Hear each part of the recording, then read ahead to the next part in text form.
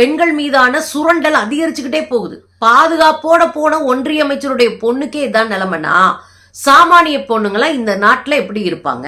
ஒரு அரசியல் அறிவோ தெளிவோ இல்லாத ஒரு கூட்டமா உருவாக்கி வச்சிருக்கு ஒரு தலைமுறையே இந்த பாஜக கும்பல். இல்ல பாஜக ஆண்டாலே அங்க மாடுகள் ஆயிடுவாங்களா? மனுஷங்கெல்லாம் மிருகங்க குணம் வந்துருமா?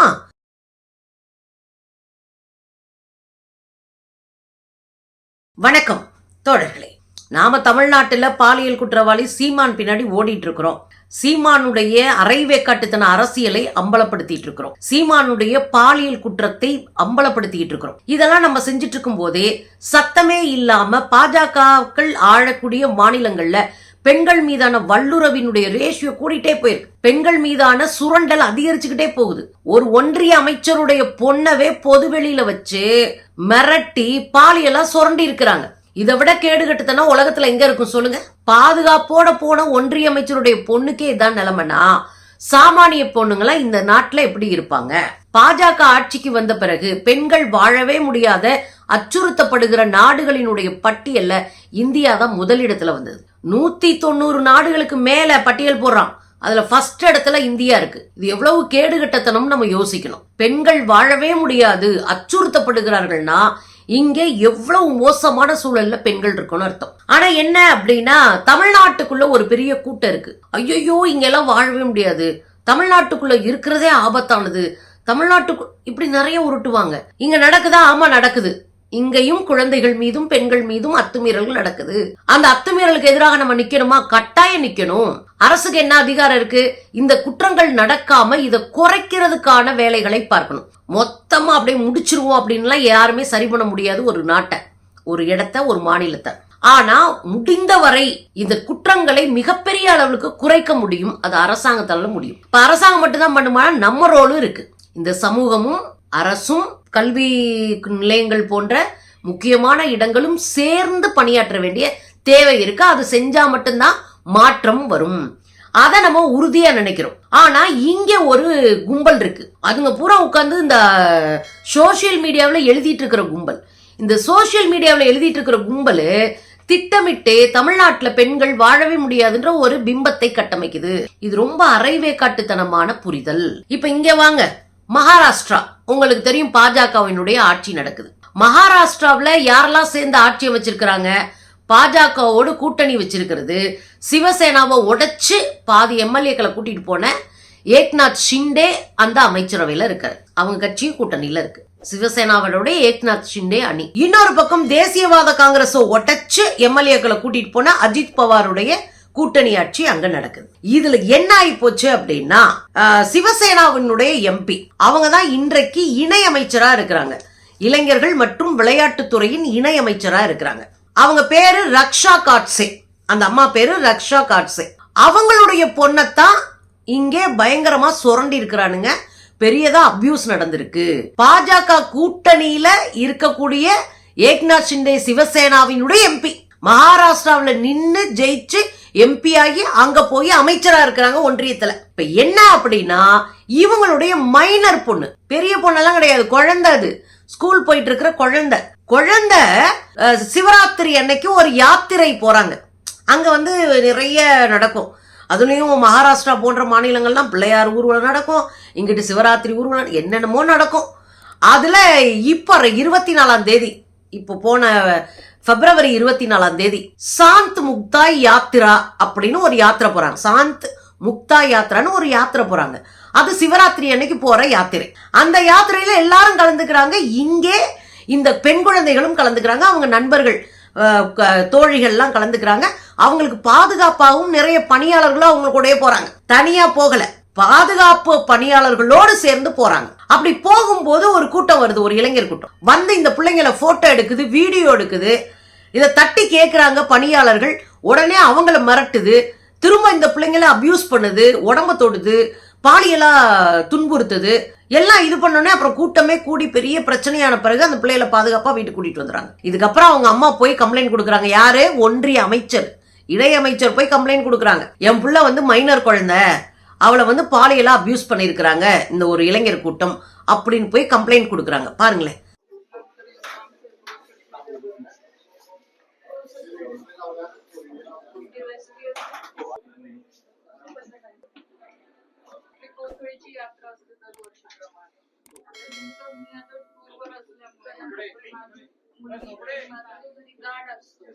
त्याला मी सांगितलं की तू गार्डला मी बोलली की गर्दी असते तिथं तू जा सोबत तो गार्ड गेला मी त्याला डायरेक्शन பாத்தீங்கல்ல, ஒரு அமைச்சர் போய் போலீஸ் ஸ்டேஷன்ல கம்ப்ளைண்ட் கொடுக்குறாங்க. அதோட மட்டும் இல்ல, இந்த யங்ஸ்டர்ஸ் கூட்டம் இருக்குல்ல, இந்த அக்யூஸ்டுங்க, இந்த அக்யூஸ்டுங்க ஏற்கனவே பள்ளிக்கூடத்துக்கு போற பிள்ளைங்களை போற வழியில நின்னுகிட்டு போறவங்க வர்றவங்க எல்லாம் கேலி பண்ணிக்கிட்டு மிரட்டிக்கிட்டு உட்கார்ந்து இருந்திருக்கானுங்க. இவங்க எந்த காலத்துல இருக்காங்களே தெரியல. இதெல்லாம் நம்ம 70s வர்ற படங்கள்ல பாத்திருக்கோம்.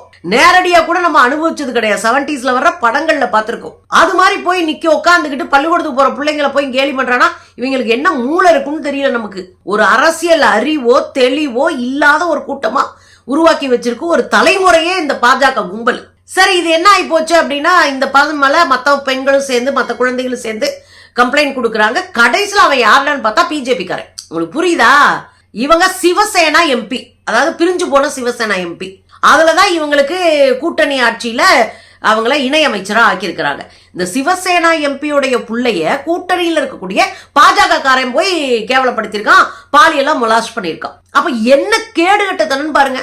இது உடனே போய் இந்த அம்மா முதலமைச்சரை சந்திக்கிறாங்க. தேவேந்திர பட்னாவிஸ் தான் அங்க முதலமைச்சர், பாஜக முதலமைச்சர். அவர்கிட்ட நான் எல்லாரையும் அறுத்து தள்ளிடுவேன், புடுங்கிடுவேன், பயங்கரமா அது போடுறாரு. கடைசியில பார்த்தா அவங்க கட்சிக்காரன் பாருங்களேன்.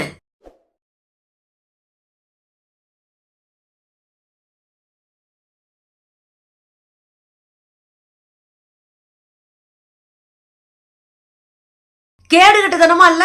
இவங்க எப்படி நியாயத்தை கொடுப்பானுங்க? ஒரு அமைச்சர், ஒன்றிய அமைச்சருடைய பொண்ணு, ஒரு குழந்தை, அந்த குழந்தைய ஒரு பொதுத்தளத்துல பொது இடத்துல வச்சு பாலியெல்லாம் அபியூஸ் பண்றாங்க, பாலியெல்லாம் சொரண்டான், கேடு கட்டுத்தனம் பண்றான்.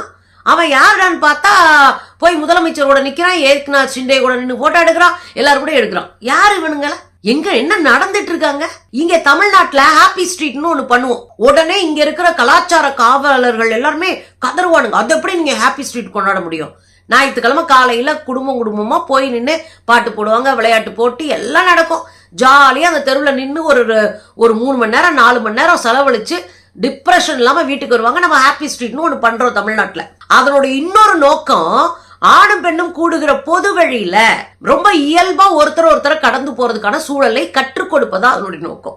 ஆம்பளை பொம்பளையும் ஆயிரக்கணக்கில் கூடுற இடத்துல போய் தொடுறது, நோன்றது, இந்த வேலை நடக்கும்ல.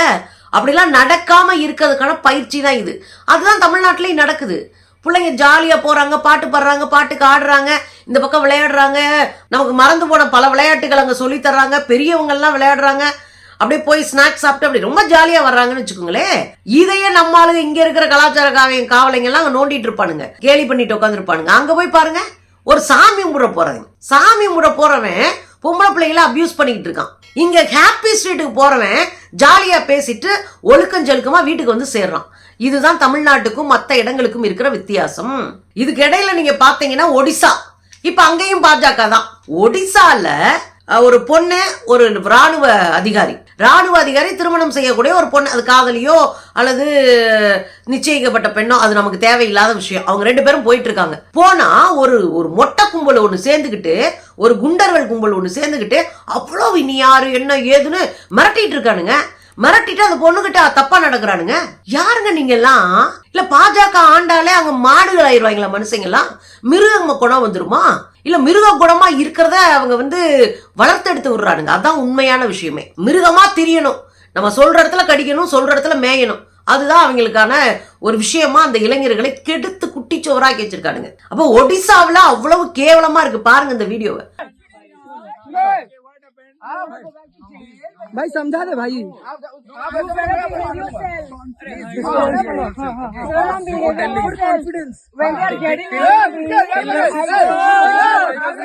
You are coming up to me.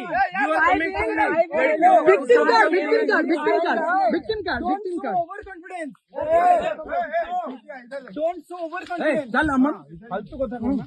मारो। பாத்தீங்கல்ல, இந்த கேடுகட்டத்தனம் பாஜக ஆளக்கூடிய எல்லா மாநிலங்களையும் இருக்கு.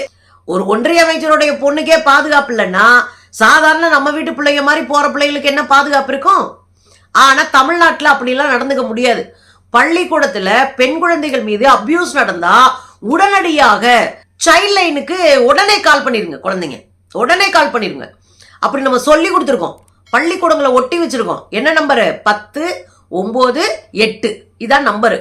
10, 9, 8. இந்த நம்பருக்கு உடனே குழந்தைங்க கால் பண்ணிடுறாங்க, உடனே சைல்ட் லைன்ல இருந்து போயிடுறாங்க.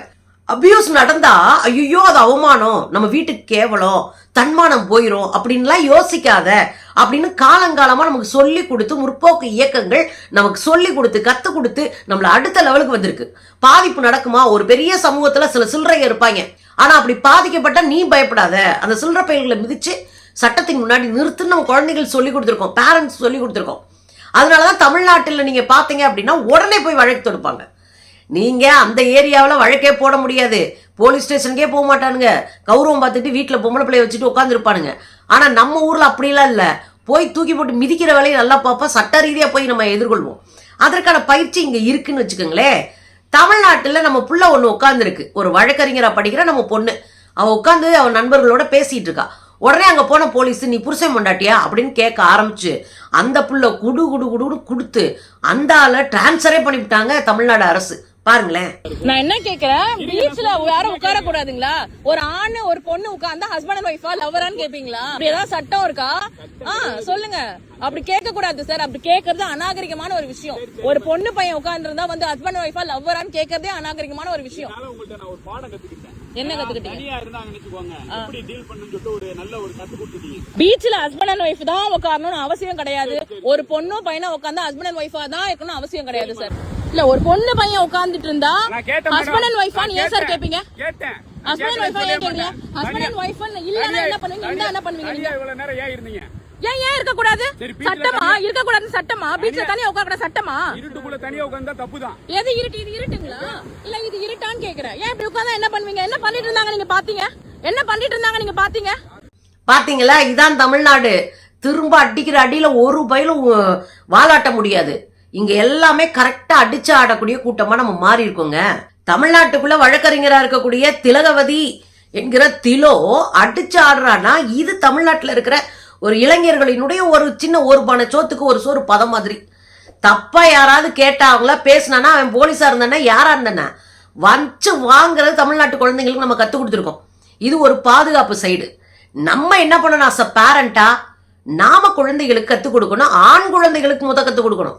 பொம்பளை பிள்ளைங்களுக்கு இப்படி ட்ரெஸ் பண்ணி, இப்படி நில்லு, இப்படி நட, இப்படி போ அப்படின்னு திரும்ப திரும்ப யாரெல்லாம் பிரச்சனை எதிர்கொள்றாங்களோ, யாரெல்லாம் பாதிக்கப்படுறாங்களோ அவங்ககிட்டயே போய் உட்காந்து அட்வைஸ் போட்டுட்டு இருப்போம் நம்ம. அது நம்ம வேலை இல்லை. பிள்ளைங்களை ஒழுங்கா வளர்க்கணும். ஆம்பளை பிள்ளைங்களை ஒழுங்காருடா, பொம்பளை பிள்ளைக்கு மரியாதை கொடு, இல்லைன்னா சோத்துல விஷம் வச்சிருவேன் சொல்லி கொடுத்து வளங்க, மிரட்டி வளங்க, சரியா வளங்க. அதைத்தான் நாம செய்ய வேண்டியது. அப்படி 1-2 தப்பா போச்சுன்னா புடிச்சிட்டு போய் ஜெயில போடுற வரைக்கும் நம்ம பாத்துடணும். அதுல நம்ம தெளிவாவே இருக்கணும். ஆண் குழந்தைகளை வச்சிருக்கிற பேரண்ட்ஸ்க்கு பொறுப்பு கூடுதலுங்க. இந்த குழந்தைகளை ஒழுங்கா வளர்ந்தா மட்டும்தான் பொம்பளை பிள்ளைங்க தலை நிமிர்ந்து நடக்க முடியும். அந்த பொறுப்போட நம்ம இருப்போம். ஏன்னா எனக்கு ஒரு பையன் இருக்கான்ல, அந்த பொறுப்போட நாம இருப்போம். ஆனா பாருங்க, இந்தியாவில தமிழ்நாடு கெட்டு போச்சுன்னு உருட்டுற எவனாவது காவி சங்கி பயல்க வந்தாங்கன்னா வாயில மிச்சம் அனுப்புங்க. இங்க நாங்க பாதுகாப்பா இருக்கோம், இங்க வர பிரச்சனையை நாங்க சரி பண்ணுவோம், அதை சட்ட ரீதியா அணுகுவோம், சரி செஞ்சுக்குவோம்னு சொல்லி அனுப்புங்க. சங்கி பயலுக்கு உருட்டுறதை நிப்பாட்டு. நீ ஆட்சி பண்ற ஊர்களுக்குள்ள பொம்பளை பிள்ளைங்க நடமாட முடியல. ஏன் மந்திரி பொண்ணே நடமாட முடியலன்னா சாதாரண பொண்ணு எப்படி நடமாடும்? பார்த்து புரிங்க. தமிழ்நாட்டை பார்த்து கத்துக்கங்க.